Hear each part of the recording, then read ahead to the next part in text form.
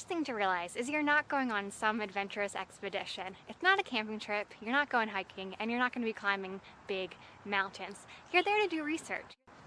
I had to adapt, and I learned quickly that what I thought was practical was not the average daily life for most of the people that I was encountering, working with, and living among. I learned that wearing Tevas or flip-flops just wasn't what I was supposed to do, not only on the streets, but also in the workplace. It was a professional atmosphere and everyone was wearing suits. I also, as a great graduate student, brought my book bag. My book bag, it was the big North Face one that could be used for, again, a nice camping trip, but also to lug tons of books around as well as all my research materials. I quickly learned that no one in Nairobi was lugging around book bags, let alone the size of my book bag, and instead ended up buying a purse like everyone else was carrying with a notebook and simple pen. That's all that was needed and drew a lot less attention to myself. Even though I was trying to constantly adjust and adapt into Kenyan life, my fellow co-workers and friends wanted to know about what my life was like here in the US. They constantly asked to see pictures and wanted to go on my Facebook page to see all my albums. To see pictures though, I realized I had to be humble and both modest, both materially and also how I was dressed. I realized it would not necessarily be appropriate to show them pictures of my house, let alone just because it had electricity and a pool in the backyard. This could make others feel bad and just create a hierarchy of economics.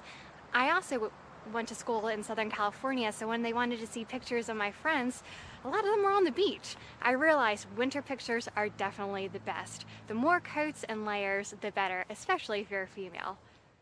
Adjusting is really important, and I tried to adjust in all the different areas that I went to. A lot of the times I messed up. For instance, I thought that it was inappropriate to wear pants, so I brought all skirts with me. However, I was quickly surprised when I walked into the office and almost every female was wearing a full pants suit, and here I was in my informal skirt. It felt like I had gone to a formal party, except that I was casually dressed for a fraternity party. A big whoops.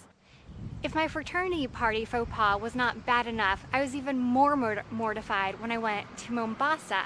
Knowing that this culture was very religious, I dressed in a skirt and a loose-fitting top. I was completely embarrassed when a fellow coworker took me aside and told me that my skirt was totally inappropriate. I was shocked. It was past my knees. I felt like it was something my grandma would wear, but she informed me that it would have been much more appropriate for my skirt to be completely ankle length.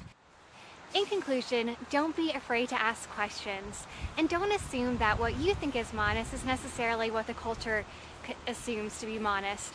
Also, you're not changing your essential identity, you're just adjusting to the culture, and this will make you feel more comfortable in social settings and will make you become a better and more competent researcher.